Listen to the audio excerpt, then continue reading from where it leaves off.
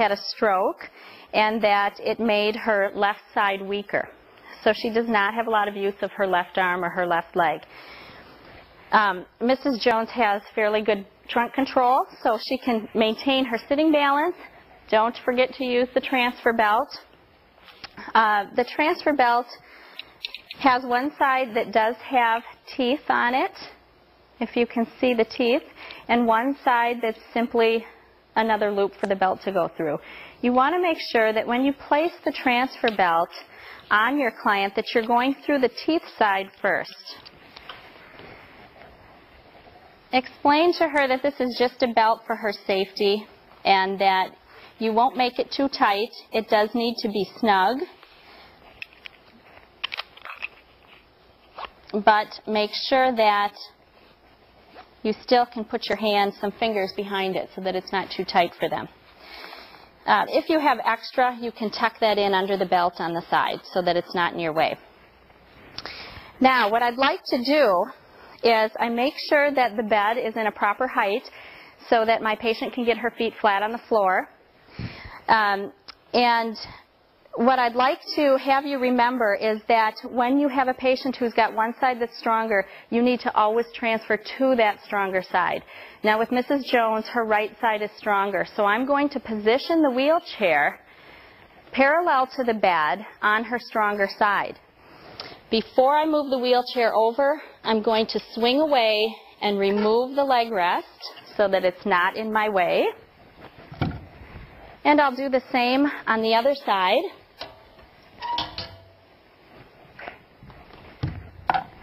I'll position the wheelchair so that it's in an appropriate spot for Mrs. Jones so she doesn't have to do too much of a turn during this pivot transfer.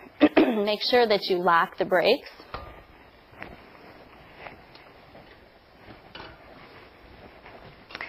So the chair is secure. And all I'm doing is explaining to Mrs. Jones exactly what I want her to do and how the transfer will be completed. So I would say to my patient, I'd like you to please move forward in bed if you're able. If she cannot do that, you can help by doing a little bit of a scooching motion with the safety belt. Now that she's on the edge of the bed, I make sure that her feet are under her. If she's got a weak leg, I want to block that with my knee so that that leg is not collapsing out on her. So block the weak side with your knee. Sometimes you'll need to also block the foot a little bit so it doesn't slide. What I would explain to her is that on the count of 3, I'm going to help her to come to a stand. And notice I'm trying to use good body mechanics, bending my knees, keeping my back straight.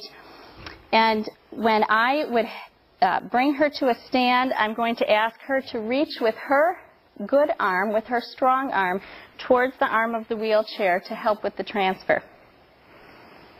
Okay, push up from the bed now so that you've got a surface to help and push from. If this arm was not useful at all, I would just she'd either have it in a sling or I may ask her to tuck it into her pocket during this transfer so it's not hanging and irritating the joint. And then on the count of 3, I'll have you push up and we'll turn and sit. 1, 2, 3. And then I would remind my patient that they need to reach back for the arm of the chair and lower themselves slowly as I help them. Now when I want to get my patient back into bed, I just need to be aware that if she had a side that was stronger, I can't arrange the chair the same way it was when she came from the bed to the chair. I would need to take the wheelchair and bring it around to the other side so that when she's going from the chair back to the bed, she's again leading with her stronger side. That's very important to remember. You can see that the patient is now sitting in a commode. A commode is just a portable toilet that's used at the bedside when the patient isn't able to get to the bathroom. I'd like to show you a transfer from the commode back to the bed, and for this transfer I'm going to use the pivot disc that we talked about earlier. Just to keep in mind, a commode generally has adjustable legs, so you want to make sure that prior to transferring your patient, like we talked about getting the surfaces level, you adjust the commode so that it's at a proper height that your patient can put her feet flat on the floor and still not have to go up a large distance to get to the bed. The commode is positioned just like the wheelchair was, parallel with the bed, so that she only needs to do a quarter of a turn during the pivot. What I'm going to do, this pivot disc that I briefly showed earlier, is just placed underneath my patient's feet, and this disc works fairly easily, and it will accommodate up to 300 pounds. All you do with this disc is make sure that you explain to your patient you will be helping them with this transfer. It only is to help their feet swivel while you transfer them. Her feet are placed securely on the pivot disc, and I'll do the same type of transfer I did earlier.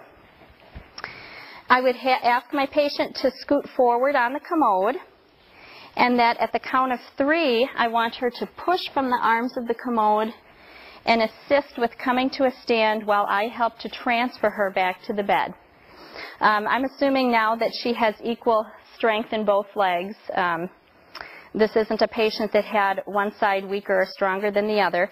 So I just need to be there to generally help with the come to a stand and the turn to sit.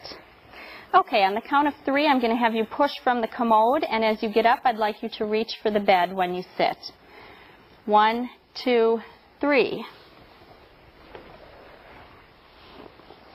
And hopefully you could see how that pivot disc just worked under her feet to swivel her so that she didn't need to worry about the lower part of her body. Now normally I would be right in front of that patient securely with the gait belt, the transfer belt, and helping her with that. But for the sake of the camera, so that you could see, I was standing slightly off to the side. That's how a pivot disc is used, and you may find times that you will need to use that with a patient. But in general, it's the same type of transfer as any one-person pivot transfer. The type of transfer we'll demonstrate for you now is called a 2-person assist transfer. Use this transfer when the patient is too heavy or the lift is going to be too awkward for you to do on your own. Then you would need to enlist the help of another caregiver. And what we're going to do is basically a pivot transfer, but there will be one of us on either side of the patient. I want to point out that during all of these transfers, you need to have the patient keep their hands in a position where they can assist with the transfer. Even if they aren't really going to do a good job at pushing, still cue them to keep their hands there and to reach for the other surface. That way it keeps their hands off of you. It's very unsafe if they're trying to reach around your neck or around your waist. If they start to fall, you're going to fall with them. It can throw you off balance, and it's hard on your joints too if you have somebody hanging on your neck. So you need to remind them to keep their hands where they are helping with the transfer and then reaching for the opposite surface. What we're going to do now is transfer our patient, the 2 of us, from the wheelchair to the bed. We'll each stand on a side of the patient. Our hands will be one in the front and one near the side and the back. And we will stand so that our feet will pivot easily as we move this patient onto the bed. Okay, we'd have our patient scoot forward in the chair, make sure that her feet are bent, or her knees are bent and her feet are flat on the floor. And then one of us would count on 3